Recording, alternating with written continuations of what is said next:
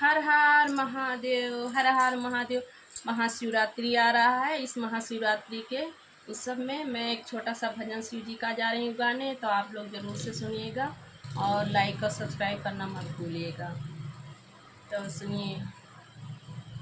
उमड़ी घुमड़ी करीना शिव बाबक परिचय, उमड़ी घुमड़ी करीना शिव बाबक परिचय, यारे शिव जी रहे मुस्काई महीनमा फागुन की, हरे शिव जी रहे मुस्काई महीनमा फागुन की, जवना मांगन तू हो मांगो ये करीना, जवना मांगन तू हो मांगो ये करीना, तवना मांगन हम देव महीना फागुन की, यारे जवना